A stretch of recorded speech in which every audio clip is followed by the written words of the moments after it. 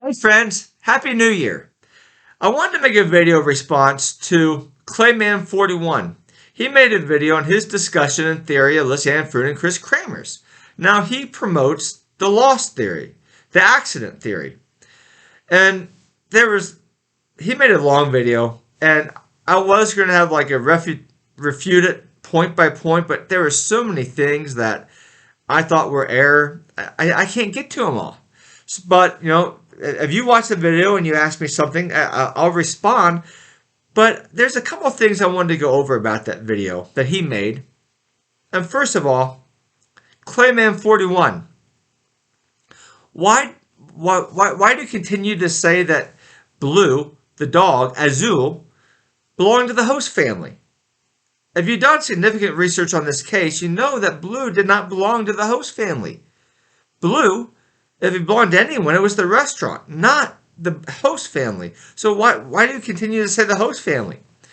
And Clayman41, why do you try to make conclusions about Kris and Lisanne based on when Blue returned, when most people, or I don't know most people, but I would say probably most people doubt that the dog even went with them, that you were spending significant time trying to make conclusions about, on Kris and Lisanne about when the dog returned. Why would you do that? Do you not know dogs? Look, I've known dogs all my life. I don't think a dog went with Lisanne and Kris. But if a dog did travel with them, that dog owed no loyalty to Kris or Lisanne. If you don't own the dog, if you don't regularly feed the dog, guess who the dog's usually going to hang out with? The person who's the highest bidder as far as food. So that dog might have started with Kris and Lisanne. I highly doubt it. But if that dog started the trail with them, and then half a mile into that trail or 100 yards, or just a short distance, if that dog ran into someone going the opposite way that usually fed the dog, that dog's going to do a U-turn. That dog's going to go with the person that usually feeds him. So why would you make conclusions about a dog? Seriously. And by maintaining that this dog belonged to the host family, it makes me wonder about. You're clearly wrong about that, and it makes me wonder about how much research you've actually done on this case. If you're wrong about that, is this just a half-hearted scenario that you might be interested in this case, but you've done half-hearted research and you just put a theory together that it just doesn't make sense if you're just off on a detail like that. Second of all, you spend time on the call trying to explain why you think the call history is better explained by the accident theory, the loss theory, and not foul play. And, I can't disagree with you anymore. I think if you look at the call history, it clearly shows foul play. How many phone calls were there the first day? There was two. Two. How many were there the second day? 2 or 3? I don't remember off the top of my head. How many were there the third day? 2 or 3. So in total, there were 6 or 7 phone calls, calls for help, calls for emergency. The first 3 days, there's no text messages. That's important. I bet that Lisanne and Kris, I bet they knew text messaging better than I did. I do. I bet they were more experienced than I am. And even I know that if you send a text message and it shows no bars, that sometimes that text message eventually will still go through. Did you know that, Clayman41? You can send a text message when there's no bars and eventually it might still go through? Did you know that? It's true. It's happened to me. It could, Lisanne and Kris, they probably knew that that's a possibility. Why would they not have sent a text message? They didn't, that we know of. If someone is lost in a new town, if someone is lost in a new country, if someone is lost in a different continent than they're used to, and they're in a cloud forest,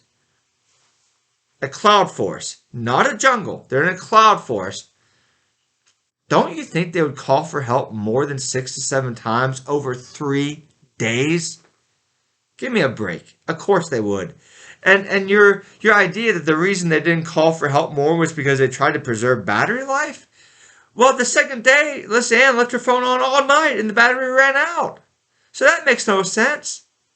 Do you know that Kris's phone was found, the iPhone was found with 21% battery still left? It still had 21% battery still left. So how in the world can you say that over the first 3 days, the reason they didn't call more than 6 or 7 times was because they tried to preserve battery? Your theory falls on its face. Look, what killers might do or what killers might not do with a cell phone, we can't really get in their minds, because if you're a killer, you're sick in the head. There's something psychologically wrong with you. But we can kind of see from Kris and Lisanne's point of view what we would do. And most people, if they're lost in the wilderness, in a cloud forest, in a foreign country, in a foreign continent, they would call more than 6 to 7 times over 3 days. Especially if you had well enough battery life still left. So your whole theory just falls on itself. And that's really the crux of your case. Now, there's something I'm not sure you're aware of, but the Imperfect Plan, their blog, they actually had 3 people go on that trail, and they spent days on that trail. And I don't know, I encourage you to go to the Imperfect Plan. I think you probably haven't really spent much time on that site. I think you need to, because on the Imperfect Plan site, these people who went on that trail, they actually recently went on that trail, on a daily basis, they ran into more than one person that was actually going on the trail, that they, like multiple people a day they would pass on the trail, fellow walkers, tour guides, whatever. People would have seen Kris and Lisanne. And also, something that I don't think you're aware of that the Imperfect Plan recovered, and I'm saying this, is that actually on the trail, and you can't get off at the trail. The only way you get off of the trail is intentionally. The trail kind of keeps you in, okay? With the vegetation, it keeps you in. Well, you come across one creek, or you can call it a small river, and then you come across a second, and then you come across a third. And guess what that third river is that Kris and Lisanne would have ran into? It was fresh water. Now, I didn't know that. The Imperfect Plan people, they that showed by actually going to the site that there is a freshwater creek or river. Well, it's enough for them to actually take a bath in. And it was on the path they would have crossed. They would have got there. And actually, if Kris and Lisanne would have gone off the trail intentionally, it would have been at that third river where there was fresh water. So dehydration really is not an issue. In the jungle, in the woods, I speculate that you probably can find food somehow, especially if you're there for days. The dehydration would be the big thing. Do you know how big of a finding that is, that they actually found a freshwater stream that had clean water that you could drink out of? Yeah, so your dehydration theory, all the theories that went on from that, yeah, they kind of fall apart.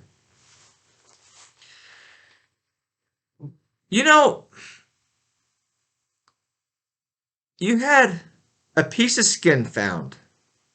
It was not decomposed very much. A piece of skin. You had bones with bone marrow still on them. You had bones with flesh still connected. And then you had a bleached pelvic bone. These remains were in all different sorts of decomposition, from the skin to the bones with flesh to the bone marrow to the bleached bone. You can't account for that except for foul play. I mean, your theory that, this bone might have just started to rest on this fertilizer, this mulch, because it was people farmed near the river. Well, how long do you think that bone would have been there on the mulch? I mean, if it was an active farming community, wouldn't they see it if it was there for a week? If it was an active farming community, you think they would, right? So how long do you think that this bone was on the fertilizer? You see, the theory doesn't really make that much sense that you support. Just lying a pelvic bone on mulch or fertilizer, just lying it on top of it, it's not going to bleach it, all right? And there's actually pictures of a bleached bone bleached by sunlight compared to bleached by lime and phosphorus. And Kris's bone looked like it was bleached by lime and phosphorus. So, this idea that the remains are different. How can you account for that except for foul play? Someone deliberately killed Kris. Someone deliberately killed Lisanne. And, that I hate to say it like this, but their remains were taken care of in a different way. Now, there is something that I thought was interesting that actually was on the Imperfect Plan website. Now, this was on a different article, and it was actually talking about the Kris's pelvic bone and how, if you read the article, you'll see how unlikely it would have happened naturally. Now, Clayman, I doubt that you probably even read that article based on thinking that the host family kept owned blue. But anyway, if you actually look at that, you'll see the temperature changes. And I want to bring this up. This video is getting a little too long. I want to bring this up. I think this is very interesting. The camera that Lisanne and Kris took, the camera that they took on their site, the camera that they took on their hike. Well, guess what the temperatures were? See, on the PNS, on that trail, when you go past the summit, the higher altitude you go, it gets cooler. Now, it's a couple of degrees cooler.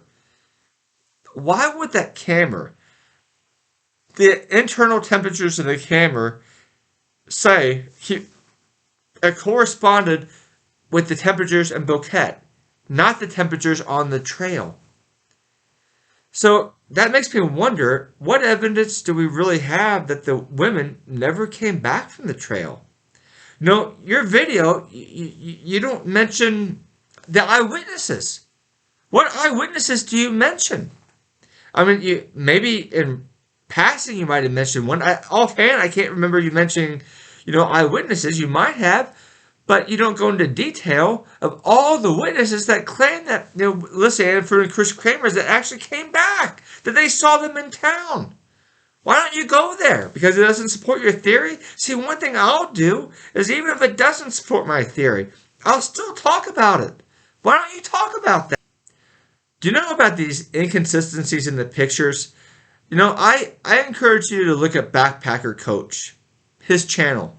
Go to his channel. In his channel, he examines the pictures that were taken that we have and the time between each picture, and then he goes over the possibility or impossibility of whether these pictures could have been taken in such a short time period. Now, you have pictures that were taken with just seconds apart from each other, and I come to the conclusion that I don't think it happened like that. I think that now look, when I first got into this case, I was thinking, people that resort to thinking things are photoshopped, they're way out there. I'm thinking that's not realistic. They're just conspiracy theorist people. That's what I thought. But I challenge you to go to Backpacker Coach, go to his channel, and look at the data. Look at what he says, and look at the pictures that are taken, and look at how few seconds are taken in between each picture, and the position that the women are in, and whether these pictures actually could have happened. I mean, there's some pictures that are just 2, 4, 6 seconds apart. And I find it impossible that they would have been, that I find it impossible that these pictures are legit. I mean, you would have taken too much movement for the time allotment. So I question the photographic evidence. So there's so much, eyewitness, the photographic evidence, the bleached bones. I mean, there's so much in this case, and the only thing you can resort to is the cell phone activity. As far as the cell phone activity, I've heard this before. People say, well, if the killers allowed Kris and Lisanne to have their cell phones while they were captured, it'd be the first time in history that ever happened, that a killer allowed their victims to have their cell phones. Friends, first of all, that's a phony argument. It's a phony argument because we don't have access to information on every single murder that happened. I mean, who actually knows every single murder that happened? We don't know it, okay? That's a phony argument. Second, I'll give to you the Delphi murders. Are you familiar with the Delphi murders, Clayman41? In the Delphi murders, 2 girls were kidnapped and abducted and killed. And guess what? On their phone, they took a picture of the killer. They took a picture of their killer and they recorded their voice. And the killer, he didn't take the phone. The police found the phone. The police found the phone with his picture and his voice.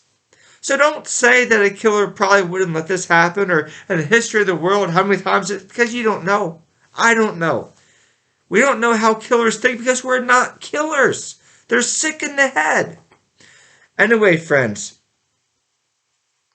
I want to thank The Imperfect Plan. I want to thank Scarlett. I want to thank Backpacker Coach. You guys put a lot of effort into this case.